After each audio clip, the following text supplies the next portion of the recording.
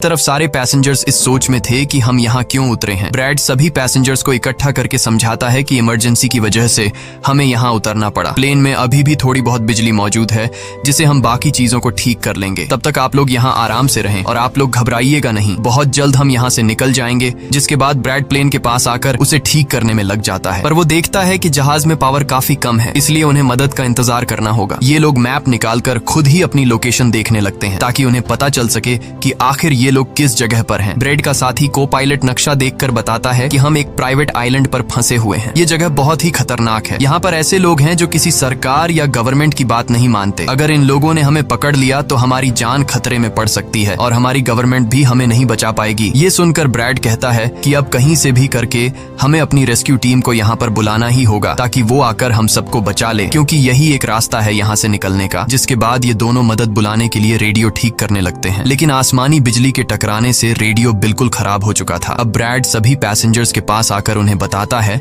कि किसी खराबी की वजह से रेडियो काम नहीं कर रहा, लेकिन आप सब परेशान मत हो। ब्रैड उन्हें तसल्ली देता है कि हम आइलैंड के दूसरी साइड पर जाकर रेडियो को ढूंढेंगे और कंट्रोल टावर को अपनी लोकेशन बताकर रेस्क्यू टीम को यहाँ पर भेजने के लिए कहेंगे, जो आकर आप सब लोगों को बचा लेंगे। और यहाँ ब्रैड एक बहुत बड़ा कदम उठाता है। वो कहता है कि मेरे साथ टोनी जाएगा। ये कहकर वो टोनी की हथकड़ी खोल देता है। यहाँ ब्रैड जहाज के को पायलट से कहता है कि तुम जहाज की पावर को रिपेयर करने के काम पर लग जाओ। मैं जल्द ही किसी भी कांटेक्ट के जरिए रेस्क्यू टीम को यहाँ तक लाने की कोशिश करूंगा। जिसके बाद टोनी और ब्रैड रेडियो ढूंढने के लिए जंगल की तरफ निकल पड़ते हैं। रास्ते में टोनी ब्रैड को उस पर भरोसा करने के लिए थैंक्स कहता है। अब हम इस आइलैंड पर रहने वाले आतंकवादी ग्रुप को देखते हैं, जिनके पास एक आदमी दौड़ कर आता है और वो आदमी उस ग्रुप के लीडर को बताता है कि यहाँ आइलैंड पर एक प्लेन आकर रुका है इमरजेंसी की वजह से और उसके अंदर बहुत सारे लोग हैं जो अलग अलग कंट्रीज से हैं। ये सुनकर ग्रुप का लीडर उस आदमी को कुछ पैसे देता है और ग्रुप का लीडर अपनी टीम से तैयार होने को कहता है। आइलैंड के जंगल में ब्रैड और टोनी आगे बढ़ रहे होते हैं। टोनी ब्रैड से पूछता है कि तुमने मुझे आजाद क्यों किया और अब मुझे कहाँ लेकर जा रहे हो। तब ब्रैड उसे कहता है क्योंकि मैं तुम्हारी वजह से सबको खतरे में नहीं डाल सकता और यहाँ एक खतरनाक आतंकवादी ग्रुप है जिसका मेरे साथ मिलकर तुम्हें सामना करना है। तब टोनी ब्रैड से कहता है कि मैं एक मिलिट्री बैकग्राउंड से हूँ और मैं यूएस मिलिट्री में कई साल ड्यूटी कर चुका हूँ। कुछ ही देर में पीछे से टोनी की आवाज आनी बंद हो जाती है। जब ब्रैड पीछे मुड़कर देखता है तो टोनी वहाँ नहीं था। वो ब्रैड से अपनी जान छुड़ाकर भाग चुका था और अब ब्रैड अकेले ही जंगल में आगे निकल पड़ता है। जंगल में आगे बढ़ते हुए